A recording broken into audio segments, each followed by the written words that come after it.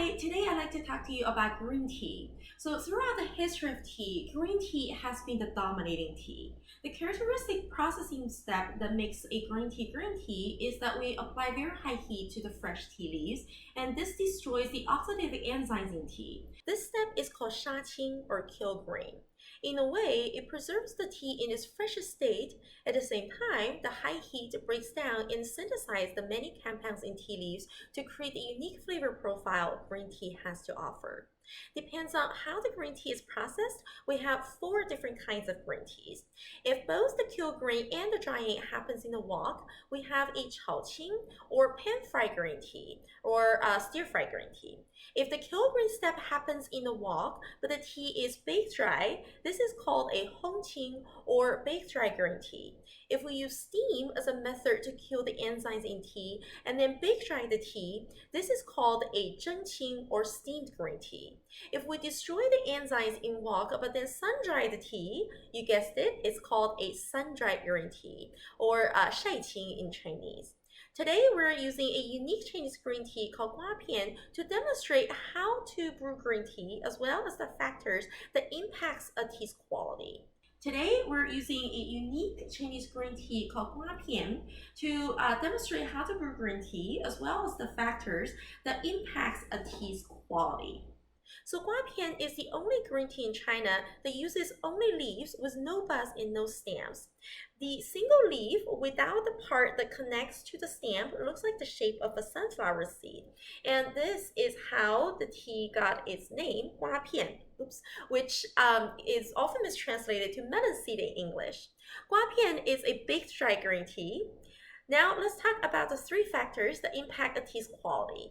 They are location, cultivars or varietal, and then the processing method.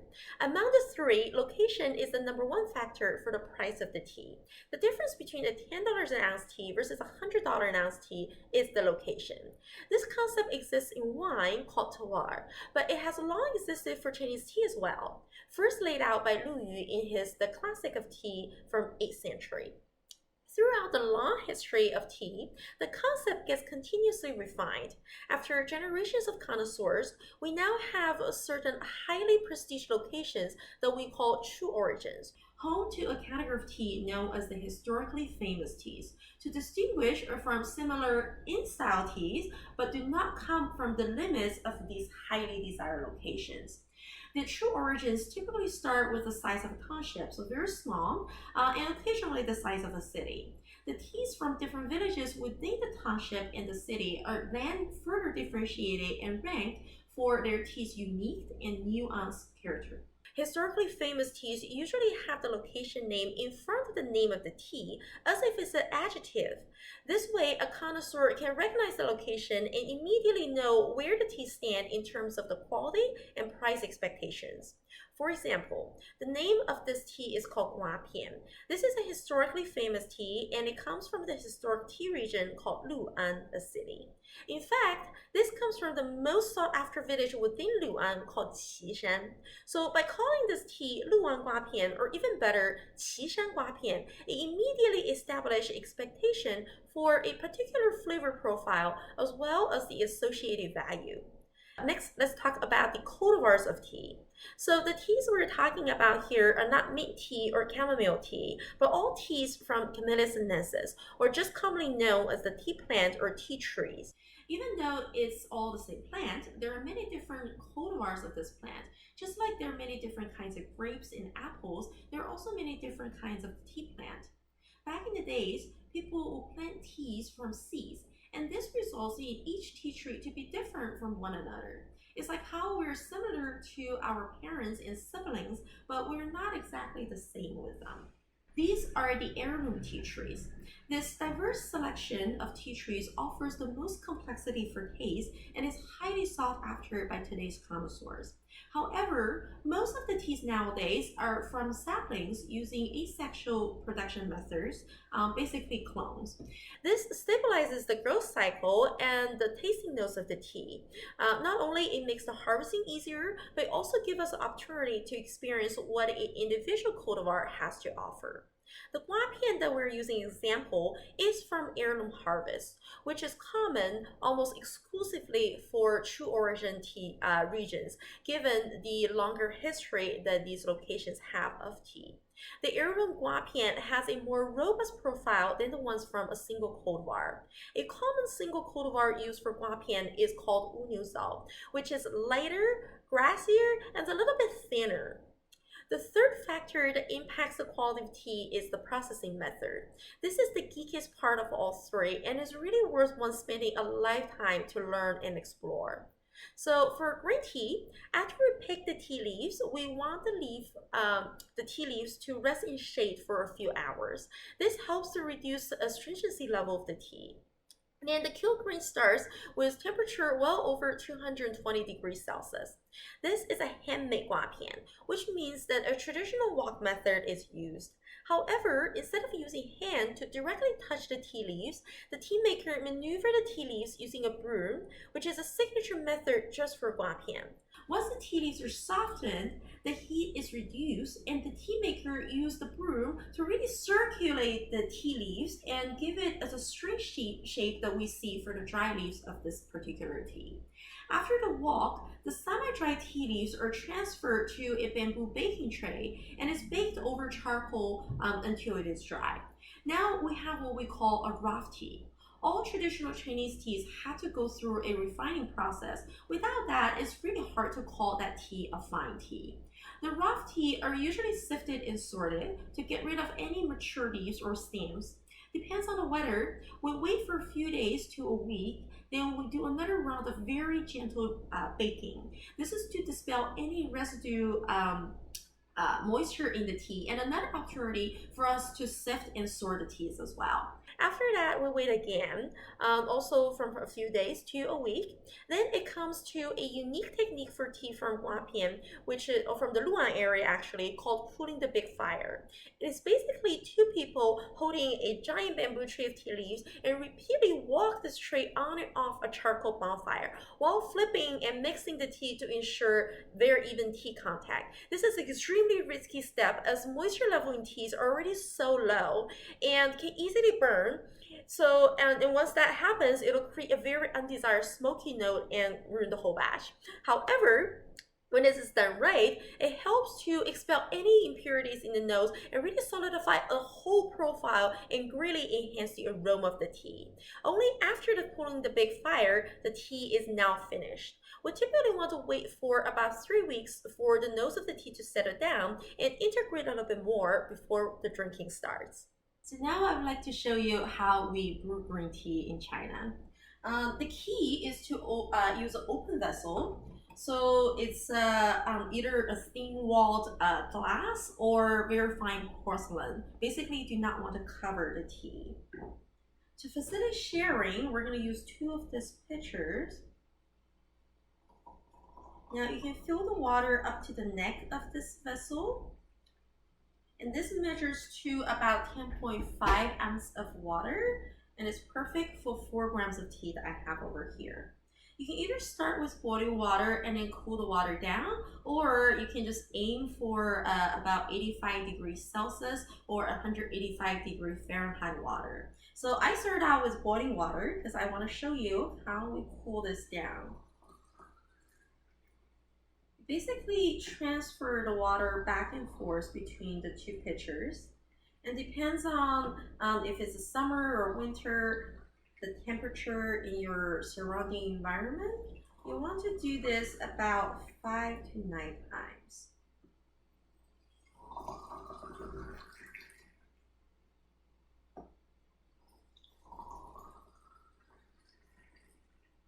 Alright, I'm going to do it one more time. And then while this vessel is all heated but without liquid, I'm going to quickly drop the tea leaves in here, toss it like a salad, and this is how you appreciate the aroma of this tea.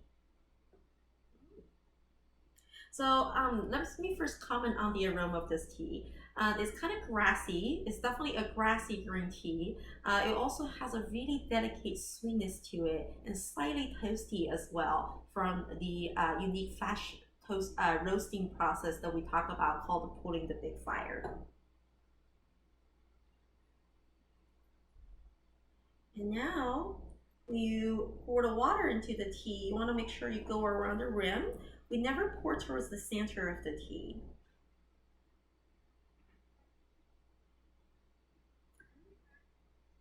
And now we can let this brew for 1 to 2 minutes. It really depends on, again, your surrounding temperature.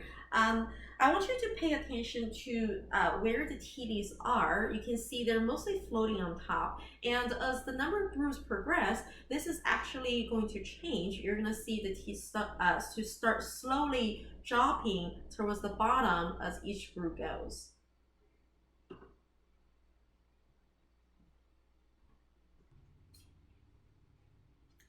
All right, so now we're ready to pour out our first brew, and let's take another look of where the tea leaves are. I'll give it a white background. All right. I'm gonna strain this. So I'm gonna go around. Try to be as quiet as you can when you pour the tea out. The second key factor to brew green tea is that you always want to leave a little tea with the water. So we don't strain all the water. This is to prevent the tea leaves from oxidizing. It's very similar to soaking the potatoes after you peel it to prevent it from turning brown.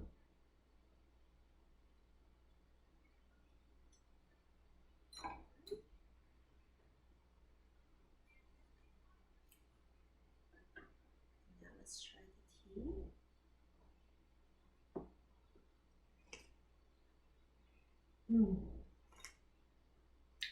So the tea has a really nice kind of almost like a roasted grass kind of note to it. So it's basically grassy and toasty, but it blends so well, so it's not two separate notes. It's also very umami as well, so it makes you salivate.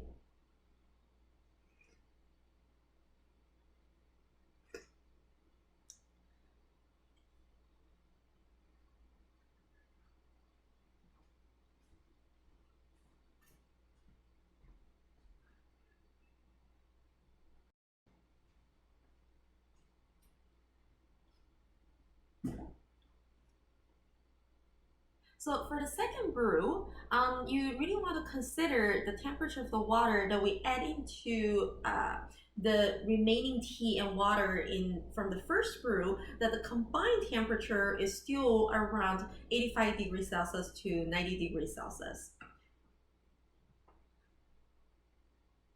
And when we do the second brew, you want to aim low, but then slowly pull the spout out. And the goal is to make the tea swirl.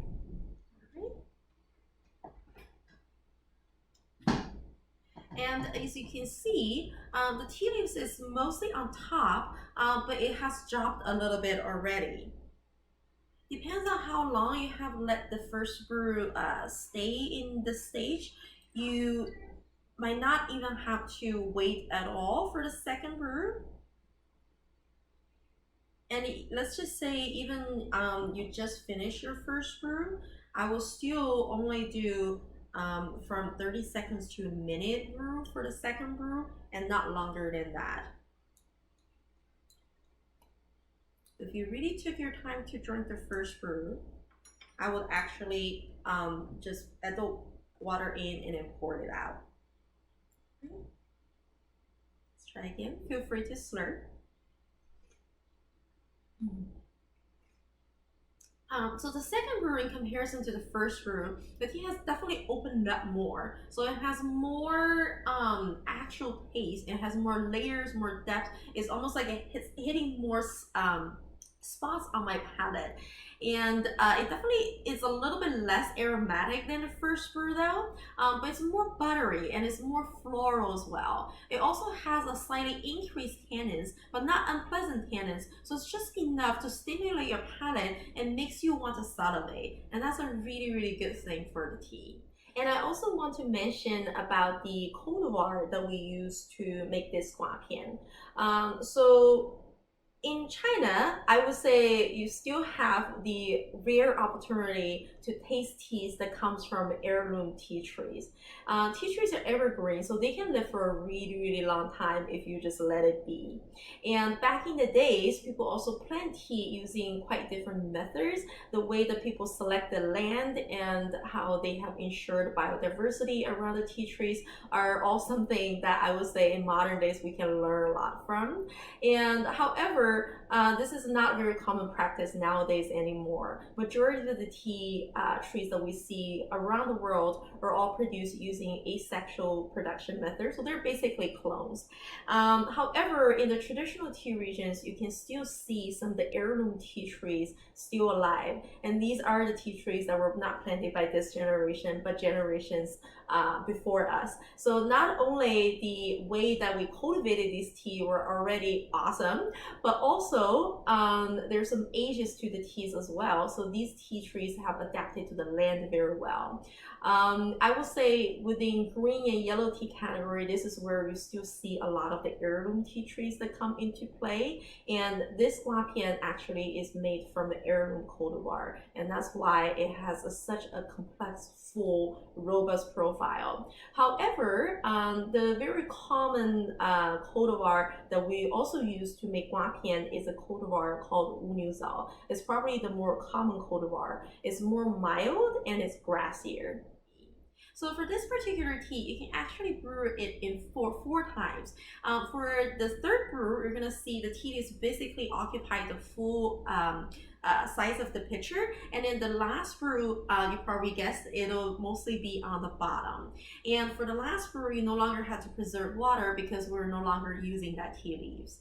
And so for Guapian, if you want to make it a fun drink for the summer, you can also use about 6 grams of tea for 700 to 750 milliliter of water, so about the size of a wine bottle. You can just dump the tea inside and let it brew in the refrigerator for 2 nights, and you're gonna get a really nice, grassy, very refreshing cold brew green tea. And to kick it up a notch, you can then pour it out in a shaker and shake the tea vigorously until it's all foamed up. And guess what? It'll actually turn to be very creamy, almost like a matcha latte, but without any milk being added.